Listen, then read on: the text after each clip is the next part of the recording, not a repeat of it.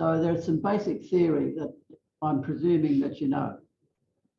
You could start back there at Ohm's law, but I'm not going to start at Ohm's law. I presume you know these various things. That there is huge value in having the antenna resonant at the intended frequency of use. What does resonant mean? It means that if you pump it with an AC voltage or power, that standing waves will build up around the antenna and create directed fields away from the antenna through the process of sympathetic resonance, I suppose you could say. That's my terms. I'm not using technical terms from the textbooks. That's more or less what's going on. Impedance match is needed. I hope you know that. I do have a couple of diagrams about it, but it's hugely important. You can have impedance by design. Each one of these little points here, I'm actually going to spell out here. Impedance by designing the antenna well. Otherwise, you don't know what the impedance is, but if you do design it well. And then we're going to be looking at methods used to match antenna to coaxial feed lines. So the idea of resonance, what's that picture telling you? It's talking about this particular antenna here with another couple of directors on the end.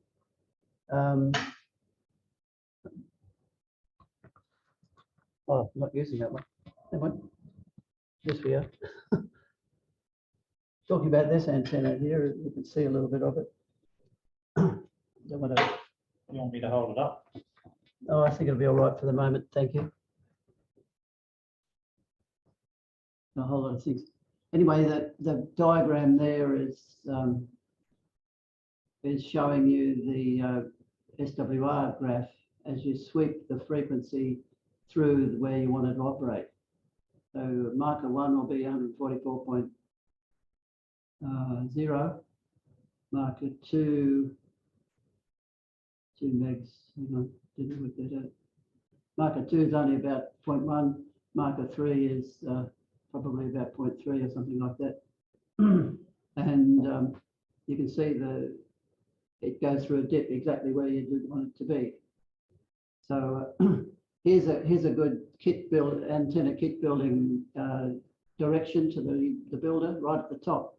Using the dimensions supplied, your SWR should match our plot. Do you like that assurance? If you build it right, it'll work. And but the purpose of this talk is to not to say that that's a bad statement, but to say that you should be able to determine this, that it's working properly yourself. So impedance match is needed.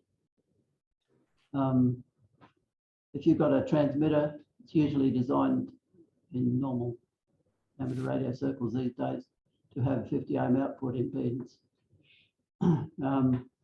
So that connects to a transmission line of some sort, and we normally prefer to have 50 ohm impedance coaxial cable.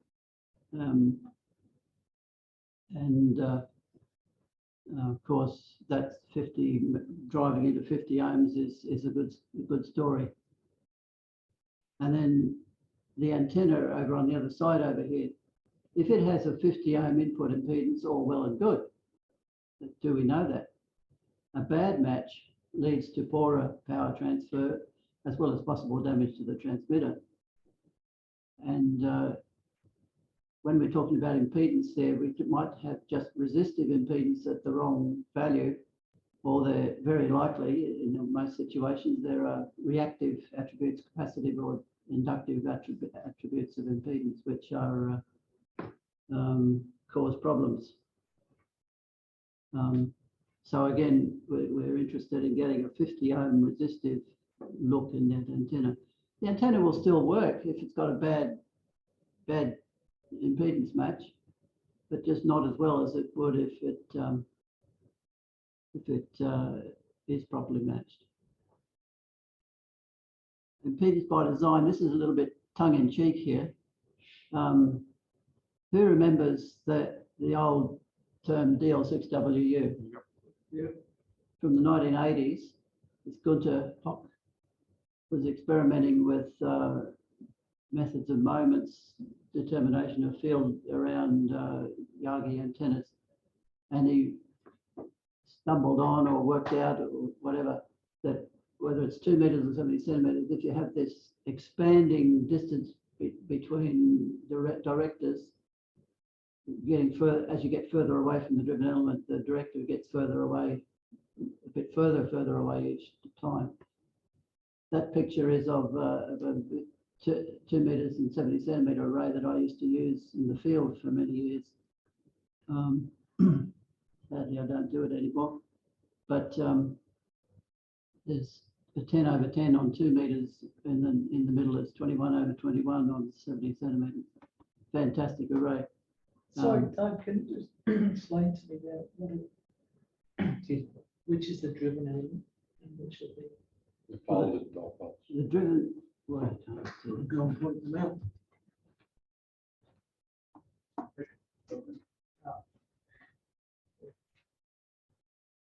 Folded ones. Folded dipoles. so this mouse is doing funny things. How can I get rid of that? I'll try to get rid of the. I saw you move that. I just moved it out of the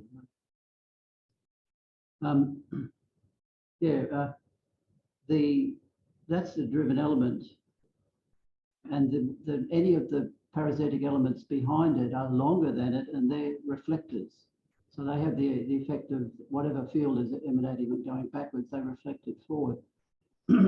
All the other elements are in front of it, so they're called directors. And so the first ones, they're quite close, and then it gets further and further distance between them as they get further away. The maths is pretty heady getting into that, but the whole point is I got the original DL6W things, plugged it into my computer, said I wanted to work on that frequency, I built it to that, and it worked perfectly. With a folded dipole feed on everyone. Quite remarkable, but there have been improvements to that. VK5DJ has made a lot of improvements, and other people. In a parallel world, some of the Americans, K1FO and people were using, but they weren't using DL6WU mathematics, but they got some pretty good performing antennas too. And M-squared antennas, a bit like that. Okay, there's one of those 2 meter antennas. I've still got them lying beside my house. And very lightweight, I made them, very lightweight. They wouldn't withstand a bad storm. But one of the interesting things, if we can go over to the mouse is loaded before. There's the folded dipole there. You'll see the tip of the reflector over there. But the first director is notably quite short, and it's critical that it's critical that that be at the right place to get the right impedance, because normally a folded dipole is 300 ohms, but when you actually put it in a parasitic array, the presence of the whole of the array, particularly the first director, reduces that impedance. And if you're clever enough, you can get that to come down to 200 ohms, which then you feed with a coaxial 4:1 Balun, which is all of that little lot there. So it connects up inside, and so 50 ohms ends up matching into that. That was the beauty of the DL6WU. You just build it and it works. So impedance by design. My 2 meter antenna's built like that. My beam at the moment. Yeah. With the folded dipole that you're talking about, yeah. A lot of them are going away from the folded dipole to the fact that you've got to run a Balun and just have them designed in such a way that they just bring the driver cells and everything closer together, and you have a straight 50 ohm without any Balun. Yeah. you can pull it down to 50 ohm. Mm. It's not as, it's a bit more critical in terms of positioning of everything.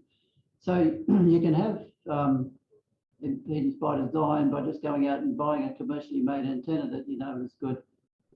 This is the end of a M² 35 element Yagi that I have, which because I'm not using it anymore, it's going to go on the market soon. But where's that mouse again?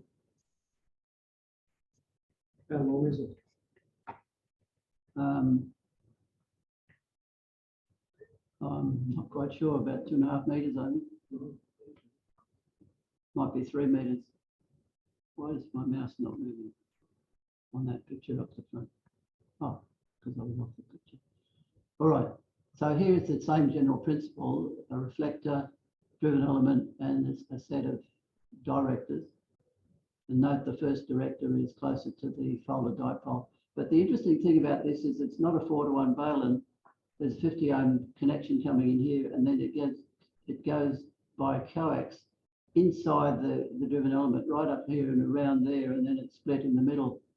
I've not actually worked out how that works, but it becomes a match into that antenna. Isn't that how they do those phased array dipoles? Is it 26 Commercial on ones, coax? The commercial ones do it that way, don't they? Yeah. The mathematics of that is absolutely bloody fearsome. I can imagine, yes. Even the intuition is. Yeah, it's even intuitively, it's terrible. So is that capacitor coupling to the director, or is it actually connected electrically to the Folded dipole. No, I think it's a hard connection, but there's a gap there. So the screen will go on one side and the And the semiconductor goes across the gap on the other side. So it's a self, it's a transmission line self-balun through half of the dipole. Yeah. You're like, well, just imagine that. It's Ford DMC's favourite antenna. Phased arrays. All right. Okay, now we're still talking about something that's commercially made here. This is a thing I bought in England in 1984. It's a halo for 2 meters. We've just been talking about there. So I'm introducing a puzzle. There's a puzzle in this halo antenna, and if you look at it, I'll look at it shortly. But impedance by design might be a bit, as I said, tongue-in-cheek here, because I think it might be designed to have not very good match. I guess I'm right, God. So there are various methods used to match antennas feed lines to coaxial feed lines. But before we do anything else, though, the person experimenting here needs to know if they're going to just change impedance, resistive impedances by various matching methods, or are they trying to cancel out some reactance that's in the system due to something being too short or too long, or other bad manufacturing? And that's easier said than done, but it can be done, particularly with modern available gadgets. So well, the second method to look at here is various matching systems there. So we'll first look at Baluns. There, I've already pointed out, there's a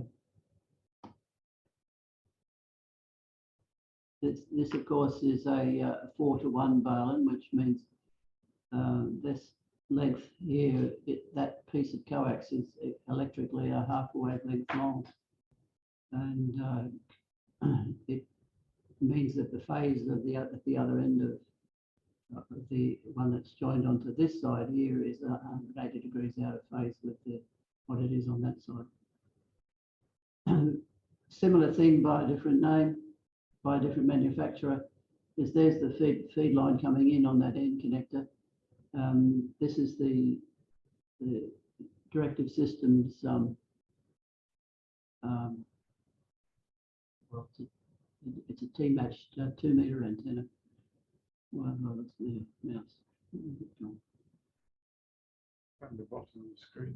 All That's your laptop. right. Okay, but what we're looking at here is this half wavelength, electrical half wavelength of coax in the form of one UTIC 141 hardline being used as a half wave Balun, 4-to-1 Balun on 2 meters. But this is called a T-match, which we'll look at shortly. But that's the 4-to-1 Balun we're looking at just there. Okay, we're not, okay, what the other types of coaxial baluns that you get are 1-to-1 baluns, where you're just basically decoupling. So balun means it's changing from an unbalanced coaxial line to a balanced feed point. You need a balanced feed point to properly feed these antennas, or most antennas, although people get away with it otherwise. Amazing what people can get away with. So there are 1-to-1 baluns. I'll leave those to you. You can have a piece of coax just mounted up the right, just physically next to the main feed line, or you can have a coaxial sleeve around the main feed line as a 1-to-1 balun. 4-to-1 is by far the most common one you see. So here is the gamma match. Dead simple, isn't it? Wouldn't it be good if it worked very well? They do work pretty well when the weather's dry, but any bit of moisture blows them out of the water. What's actually happening? What's actually happening is, why is it doing that? Oh, no, that's gone in the screen.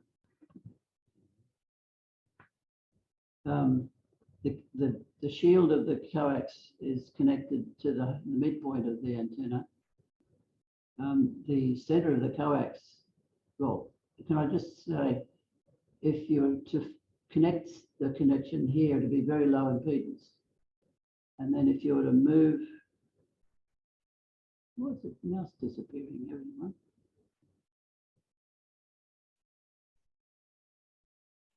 Oh. What's the top of the screen? No, it's down there. Well, it's jumping around because of the surfaces. Yeah, yeah. Anyway, as you move out here, the impedance rises and rises and rises, and technically somewhere at one point, sort of about here, there's an impedance of 50 ohms. And if you were to go out here, you'd be, 100 ohms and 1,000 ohms and 10,000 ohms. And then infinite impedance technically right at the end, although it's not that. So if you actually take a length of wire and join the center of the coax over to here, you'd think it to where it's, it's going to be 50 ohms. You'd think that would be all right, but the piece of wire has inductance, and so it's introducing some bad reactance in there. But if it's got some inductance, we could just do a simple bit of radio theory and put a series capacitor in there and adjust the series capacitor to work properly at that frequency, and that's what you do with a gamma match.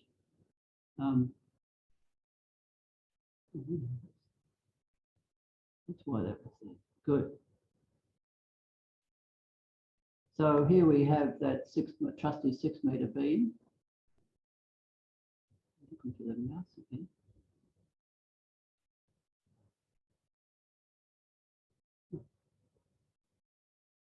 All right, here is the driven element, and there is the gamma match. And it's been found to be needed to be connected just there. So there's a couple of close-ups of this. And there's a bit closer. You'll see just about here that this piece of aluminium tube starts and then proceeds all the way back up to here. This is adjustable in position along here. It's also adjustable as to how long this piece of aluminium tube is. And then from transferring down to this connector here, this picture, the feed is coming in here, and that's the center plastic of dielectric of a piece of RG2143 or something. And that proceeds down inside here for a distance that, quite a considerable distance, so it's got about that much capacitance sitting inside there, and that forms a capacitor to cancel out the inductive reactance of the long aluminium tube. It works quite well until it rains. A bit of water gets in there, the capacitance changes, and it's all over the place.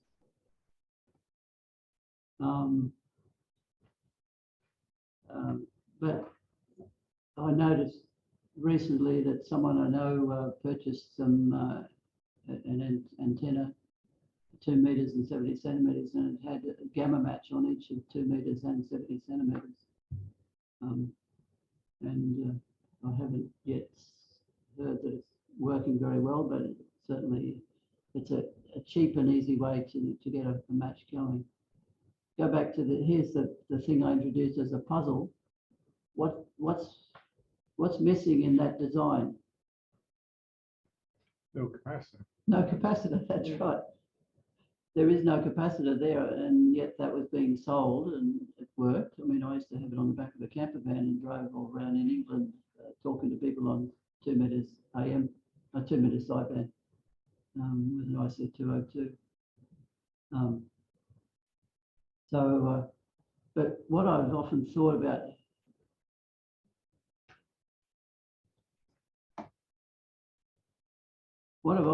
about is that down here, this is not a straight piece of metal. So there's a bit of inductance, extra inductance in the actual driven element that might be doing a bit of the cancelling out of the reactive component of this straight piece here.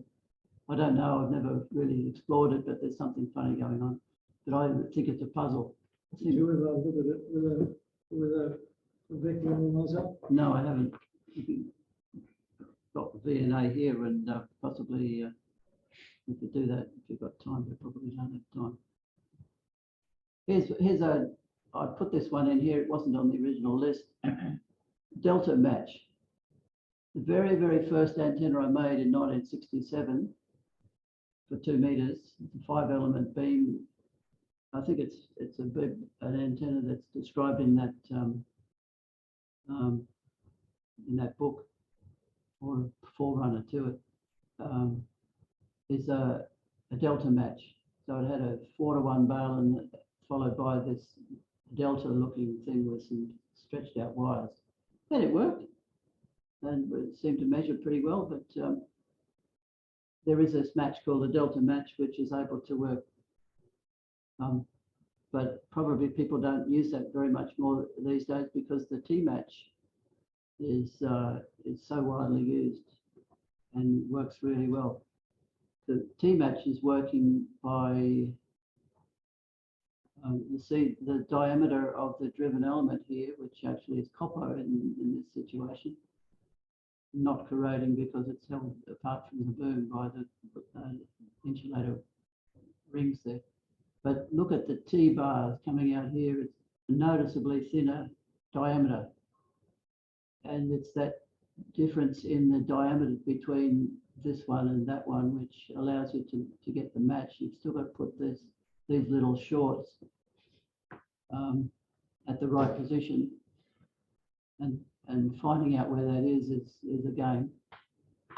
But once you get it close and then you optimize it, it's really sharp and really well established, and it withstands rain and hail and all that type of thing. So it's really, really good. So that's a T match on a 2 meter beam, which was bought as a kit out of the United States about 15 years ago. Here's the same thing looking up a little bit more closely. You can see the differences in diameter. And there's a 70 centimeter version, which also works very well from the same source. And in the last few months, I'll hold this antenna up again. Bruce, perhaps you could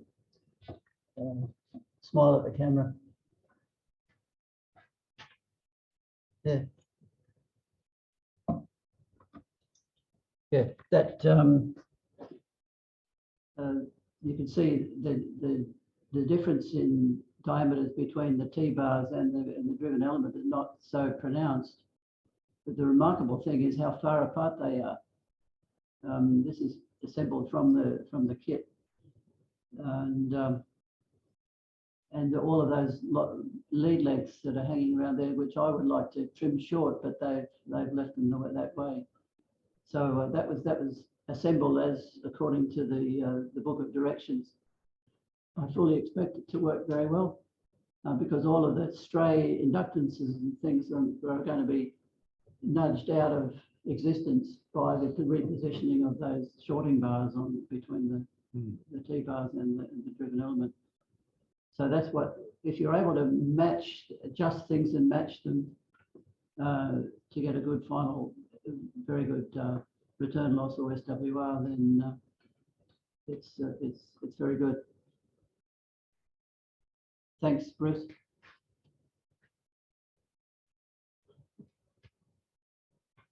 Now, there is in fact a thing called a universal match. And I was going to stretch this out here, but you can see how many people have ever used a universal match? Yeah, back in days, a long time ago, I used to use it all the time. Works really well. You just got to play around and getting everything in the adjustments correct. You've got a half wave. It doesn't really need to be a half wave. It could be a folded dipole. But anyway, you've got a balanced feed point, and then you've got approximately a half a wavelength of transmission line coming away from here with an adjustable short. Well, you can solder onto anywhere on here, make electrical contact with it, and then you could the short. Why is that going off the screen? Still Right. So, so you can actually move that short.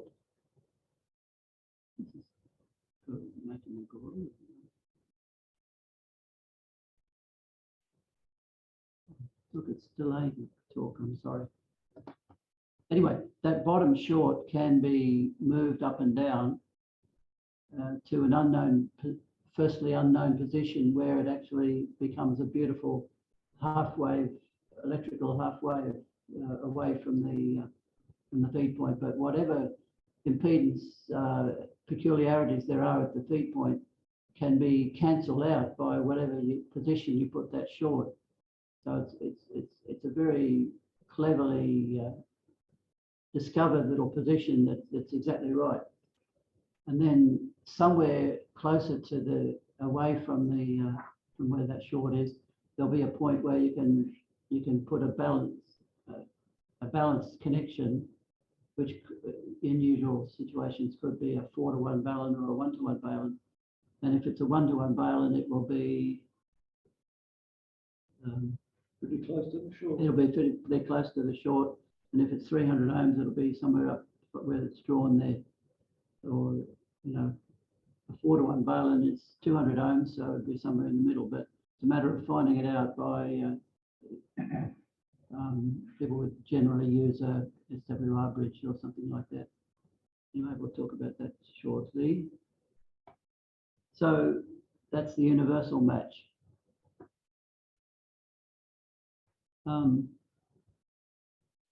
So we've been talking about matching, and I've a couple of times mentioned being able to measure SWR. The first example of that is, I think most people have seen a Bird 43 watt meter directional coupler built into the thing. and you can actually turn the direction around from one direction all the way around to another there. So that's the Bird 43 watt meter. And numbers of these have been on the market. I can remember Oscar Block being held up as being a wonderful meter until it discovered that once you get over about 300 watts, that you had to tune for a minimum on the thing because it was starting to melt the germanium diodes. Anyway, Revex was a brand that made really good SWR bridges with remote sensing capabilities. And I don't know if they're still around. I haven't seen ads for them, but they're pretty good. Antenna analyzers. Thanks to Kevin, Kevin has his MFJ antenna analyzer, which is capable of doing all through the HF bands up to 170 megahertz. And Kevin has also brought along his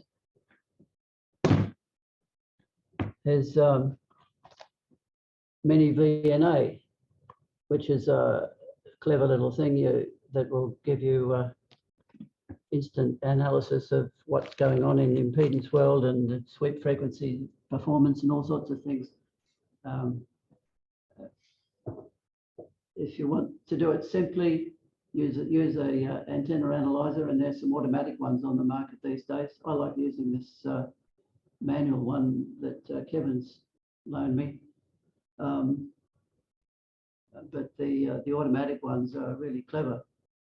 You just press a button and it'll tell you what's going on. And finally, methods used to measure match is directional couplers and a power meter.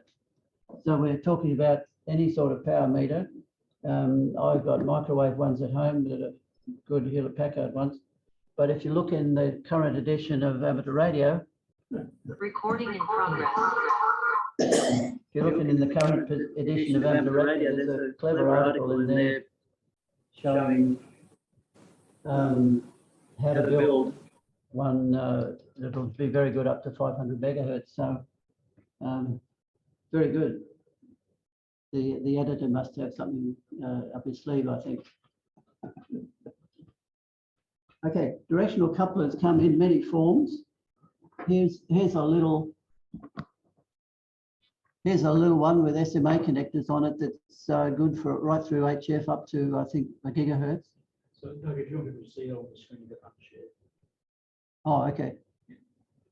All right. Can I do that easily? We have to reshare it. So. Well, that's not a problem. It's probably better to go through these things.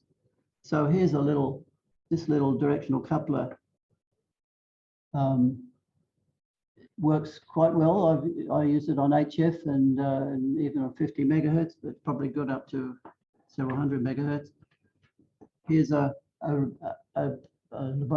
NADA, a good quality one that covers 2 meters, 125 to 250 megahertz. The one that's in the picture, things coming up later, is good from 500 megahertz to 2 gigahertz. Different shapes and things like that, but very clever in their design. And directional couplers allow you to, there's one that covers 4 to 8 gigahertz. Just a little directional coupler like that. And there are other ones you can get which have a frequency range right up to 26 gigahertz. And that's a coaxial directional coupler. Quite amazing things and very handy and available. This one here is a Hewlett Packard piece of precision test equipment. Heavy, bulky, gets in the way, but accurate. And that's probably all I need to mention that. So the trick is to connect up the directional coupler, measure the reflected power, measure the coupled power going forward into the antenna, and then measure the coupled power coming from the signal coming back out of the antenna, and then getting the ratio between those in terms of return loss or VSWR ratio. So I'll go back to sharing my screen. And it's not at the same, well, it is there. Should be it. And so that was the theory part of the show. Although, so here's some advice for anyone who's doing this. Make sure you're measuring the reflected power close to the feed point. If you're measuring it not close to the feed point, you've got feed lines that upset things, and the further you get away, you don't have any good ratio of input power and output power, because a lot of it's absorbed in the coax. So as close as you can to the feed point. First bit of advice. Use a small size sensor. You know, I laughed a little bit at this Hewlett Packard one. I've used it on 1296 and 2.4, particularly 2.4 in years gone by, because its frequency range is 1.7 to 12.4 gigs. But I've also determined that if you use a smaller one of these, I get better results, smaller directional coupler. So anyway, you make sure it's small size compared to the wavelengths of the frequency you're talking about. A way to get around some of these problems is, in terms, can I just go back to the small size sensor? If you pick up one of these MFJ antenna analyzers, you're immediately breaking the rules by trying to connect it up close to the antenna. You need to have it further away. So, but if you have it further away, you need to, it's really helpful to have pieces of coax that are 1 half wavelength, or 2 half wavelengths, or 3 half wavelengths, 1 or 3 notably would be good, to actually position the test instrument close but not there. So why do we need multiples of the half wavelength? Because whatever is the impedance there is reflected is exactly the same, or it's the opposite. And what you're saying, Doug, is the coax actually becomes part of the antenna. Well, yeah, it's actually allowing you to get a virtual image of whatever is the impedance at the feed point. Yeah, so what you do Every is half wavelength. you're working it like that. You're actually taking the coax away. Yeah. Well, what you actually are doing is you're allowing you to measure what's going on over there without putting this thing close to it to upset the show. And two schools of thought on that. yeah, well, one solution is to use a tiny directional coupler and have it right there, and the other one is to reposition it. The other thing is, when you've got like a through line wattmeter, Bird actually publish, because that's half wavelength nearly on 70 centimeters, the distance through the whole wattmeter. Bird actually publish tables of, if you're using it at a certain frequency, what a half wavelength of coax will look like, such that from here to the end of the coax is a half wavelength. I mean, on HF it makes no difference, because it's, but on VHF and UHF it does. The last little bit of advice, no, second last, is best to point the antenna straight up towards the sky when you're doing these tests. We all know that, but well, maybe we do, but I certainly have known that all along, but I'm still tempted to operate in the garage with aluminium antennas hanging up above and the ground only, you know, underneath. And Maybe outside. yeah. And what's the distance that you need between the ground? Yeah, exactly. And not right on the ground, that's for sure.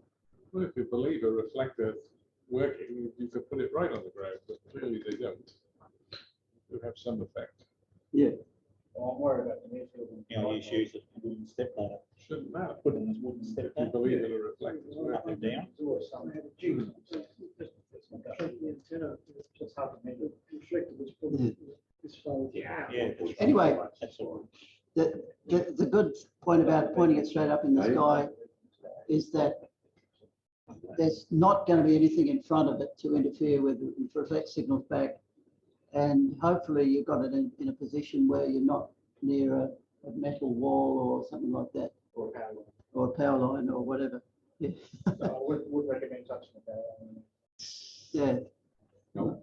Not great. You'll let Yeah, go. you blow up the directional. All right. Anyway, the third bit of it, another page here of advice. Adjacent objects, particularly metal ones, can lead to wrong results. That's just what we were saying a minute ago. There's, those objects could be all sorts of things. I was doing a little antenna the other day. Wondering what was changing, and then I noticed just going a certain way. Yeah. Okay. Even your own body close to the antenna can affect things. Yeah, struck that one. Okay. And of course, if you are doing this testing at close range like that, you don't want to be running watts into the thing, just, a couple of milliwatts is all you really need if you've got. Anyway, that's another story. Varying the testing height above ground changes results, especially when the antenna is not skyward. Last year, I made a 21 megahertz dipole, which I haven't started to use yet, but I like 21 megs. And so I made this dipole and I borrowed Kevin's MFJ, and I got various things right. And then I found that, here I'm standing, 1.8 meters high, and then the impedance would change if I just went up and down like that with the whole antenna, because it's, it's less than a wavelength away from the ground that I'm standing on. And we're probably getting closer to the metal things above it. I had a 6 meter coaxial dipole array when I was on Cocos Island, and the SWR would change with the tide. Because of the ground moving up and down. Yes. Oh, well, that's good. Okay, last little bit of advice here. Sweeping the measurement frequency above and below the intended frequency of use is very revealing of the current condition of the antenna under test. Remember, I showed that picture there where if you made this antenna exactly right, they say that it'll be pretty good. But that's because they've made lots of them and they've swept them and they're pretty good that way. So, went off the screen here, but I don't know why it didn't go off the screen then. Okay, case in point. Now this is where I got to why I started this whole talk. Tuning up a refurbished directed systems 45 element in your loop Yagi. I already started to talk about it a little bit. It's that one at the top. It had been loaned to different people over the years. It's probably 25 years old. It might be 20 only, I'm not sure. No, it's got to be 1990s. So let's say 25. I had used it in portable. I might even have had it up on on a mast at home for a while. But it came back and gradually got battered, and the elements were all bent, and there's one element missing and a screw missing, and the feed point just was hopeless. It was all bashed up, and I had to rebuild it. So I'm really pleased to say that having ordered and the exact element from directed systems, the element 21, directed number 21, which is there near the support in the middle, bright shiny new element. so it's the right element that got in there, and then we rebuilt everything. What did I say? So I fixed up the driven element and coaxial connection. The missing element has been reinstated, and all the metal joints were checked and retightened, because after all those years, where the loops join is subject to corrosion. I was checking all of those. Pretty good, really, for a lot of time. And there now begins the testing. It's the front of our house there. That's the balcony is all wood, so there's no metal to speak of close to where the antenna is. There is a metal post somewhere there, but it's just behind the boom, and so it's shielded by the boom. But you can see I've got the driven element down at the bottom end, and it's pointed towards the sky. So first lesson. So what was I doing to fix this? I used the directional coupler method. This is the directional coupler that I actually used. And using a signal generator with just 10 milliwatts in the shack, and then the long coax coming out. We only had 1 or 2 milliwatts by the time it got to the point of the test. Probably more than that, maybe 5. And a power meter. So step 1, position the directional coupler close to the feed point. So the feed point is not yet in its final position, but the feed point, I'm moving to that picture there.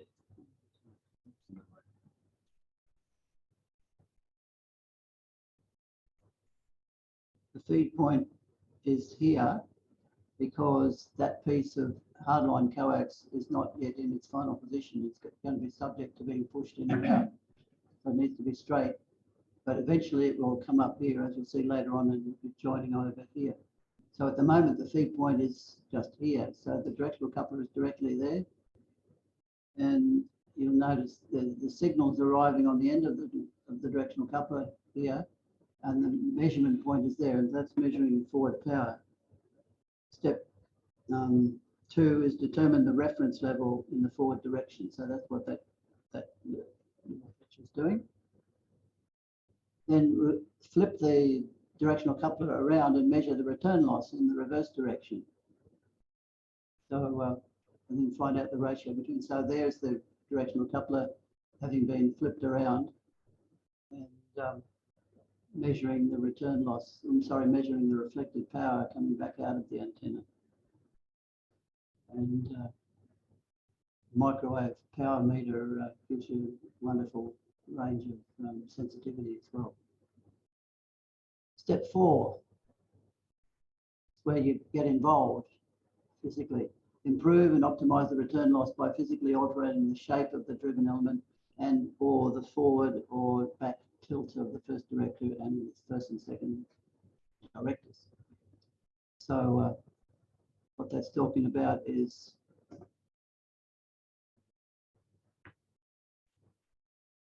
this point here, it's pushed in and out, squashing the circle, isn't it? Becomes more like an oval. There's a point where it gets good match. And the other things is that these two directors are slightly tilting towards the driven element, and this reflector here is slightly tilting towards the driven element. So when it was found out to be good, then all this was disconnected, and the feed line was then attached further up here. Incidentally, I made this piece of hard line here considerably longer than they had originally done, and that worked out well to get the final attachment point a little bit further away from the direction. So here's that, you can tell the shape of the driven element is now more flat, and that was about right at that point. And That doesn't affect the pattern at all. as far as I can see, all I can say is listening to SRC on Sunday. You know, it's there or it's not there. And that was quite a big signal. And you notice there, I finally attached the feed line and the connector, which also needed to be replaced. Excuse me, why did the Loop Yagis have two reflectors? Oh, I think a lot of VHF engines have two reflectors. The second reflector is normally a half wavelength further behind.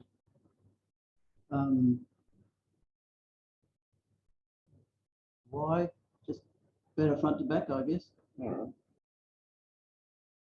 Probably work. I suppose there's always an empty spray at the back, so catching it. Yeah. So the final result was a return loss of around about 25 dB. That's really good. And in fact, with it like that, I could be moving around, you know, half a meter away from the feed point there, and I could tell that the thing was jittering around a little bit due to my movement, so quite sensitive. So the other thing, step 5, is go out and enjoy using it. That was not this Sunday, but the previous microwave activity day. It was at the January contest. I can't remember. Maybe it was the January contest. Or microwave activity day. And then come back to the beginning of the story just this last Sunday.